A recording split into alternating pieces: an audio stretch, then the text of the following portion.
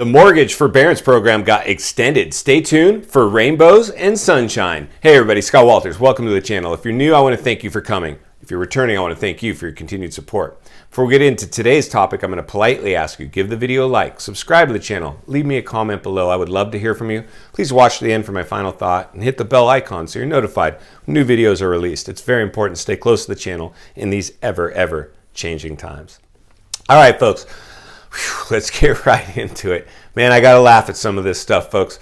So I made the mistake of clicking on a channel because it was clickbait, and it turned out to be a rainbows and sunshine video from somebody working in the real estate industry that refuses to see the glaring problems that and the wagons that are currently circling it, stating how some people are being granted extensions with their mortgage forbearance. Therefore, you should not worry about a crash or any problems with the housing market. Man, wouldn't that be great? Wouldn't that be great if just the mortgage forbearance program could save the global economy?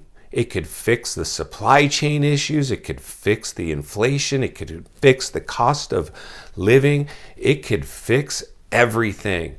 Folks, listen, again, I'm going to continue to sound the alarm. I'm going to continue to pull no punches. I'm going to continue to give you unedited, unfiltered, real talk from an industry insider who's seeing what's happening. Listen, folks, I temperature check and heat map the industry itself, because this is, primarily the real estate channel. That's what most of us are interested in, is our real estate, either how to get in or get out or whatever your real estate needs may be. We're trying to understand what's ahead. And folks, there's really no way to do that. There is no crystal ball. There is no playbook for this pandemic. And we see a lot of big government doing a lot of things right now to do what they can to keep this on life support. And that's exactly what's going on. We've all heard the term kick the can down the road. If this in fact is true, it's just another version of kicking the can down the road and delaying the inevitable. We cannot escape this one.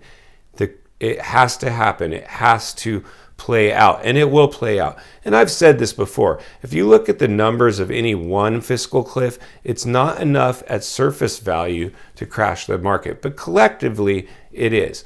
And so what goes up must come down, especially when you see any asset class go through the extreme growth index that real estate just experienced. That's why many professionals are predicting the biggest crash in history. And this isn't just from random YouTubers. These are people that absolutely study the market and understand that this type of growth is exhibiting extreme volatility at unsustainable levels. And that is the reality of things, folks.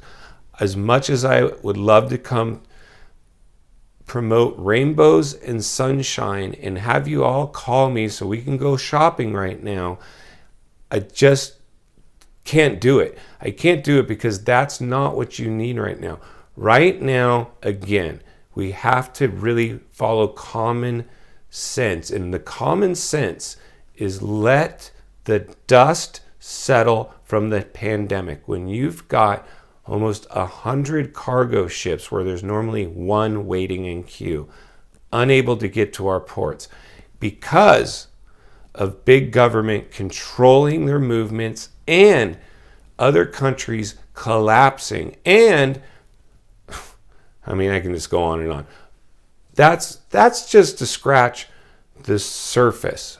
So folks, just so you understand completely, the reality is that banks are soliciting agents to get ahead of the curve and handle some of these people that are unable to resume payments. So whether it's delayed by government, it's not going to save them. It's not going to save them.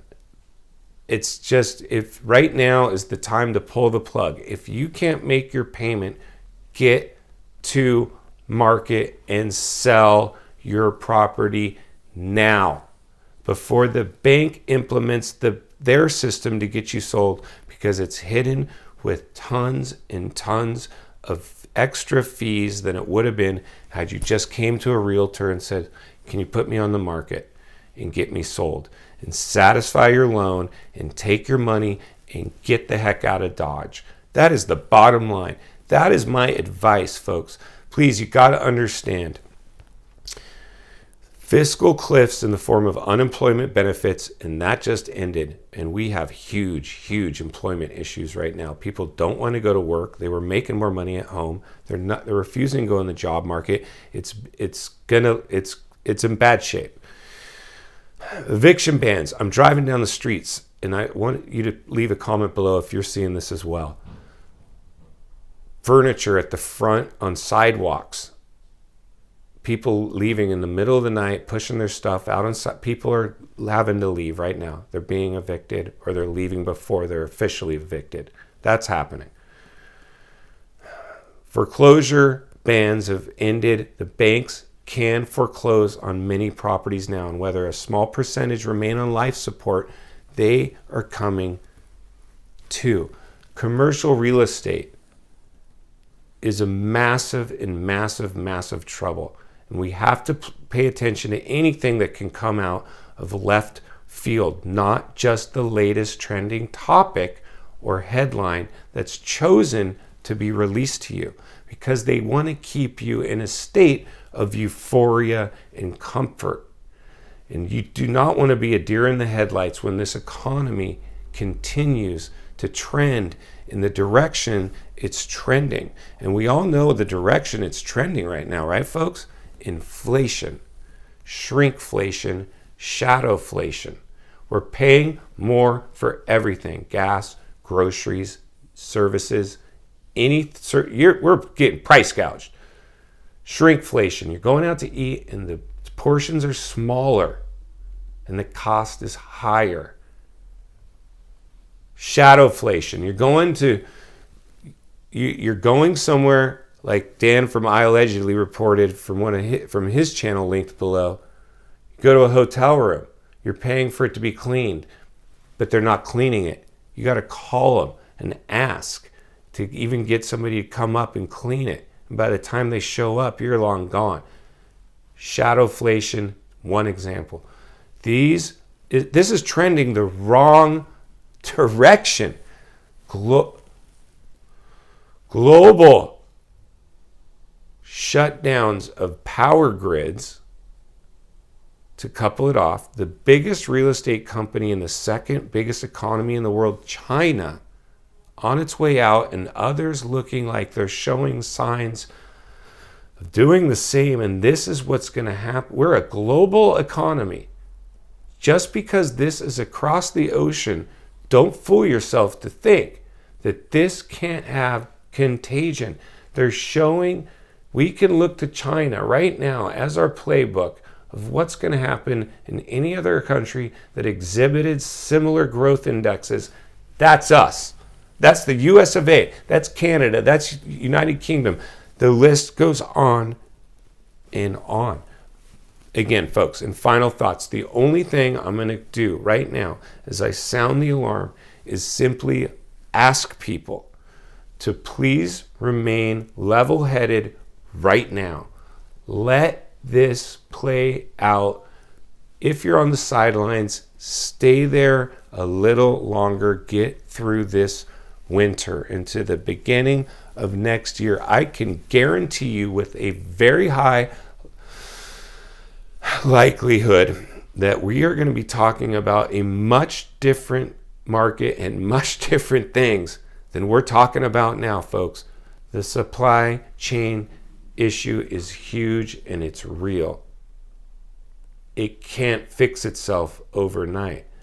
There are bigger behind the scenes situations playing out that we need to be aware of.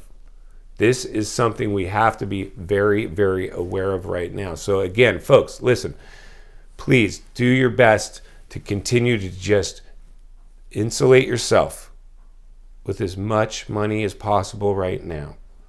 Don't gamble in any of these euphoric markets. Pull out of them if you can, at least at some level. Don't be heavy in any one asset class.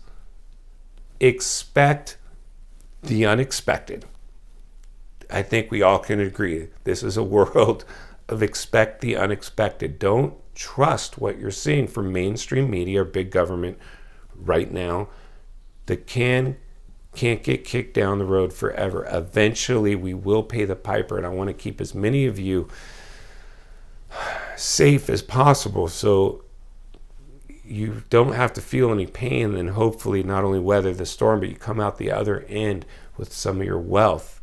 So maybe you can take advantage of positioning yourself to invest. Don't invest at the top of the market. That's what you do if you go in right now. I don't care who's telling you what. Do not go all in on anything right now. Be very careful. So if you got any value out of the video today, I humbly ask you to give the video a like, subscribe to the channel, leave a comment below. Go make it count today. We'll see you on the next video.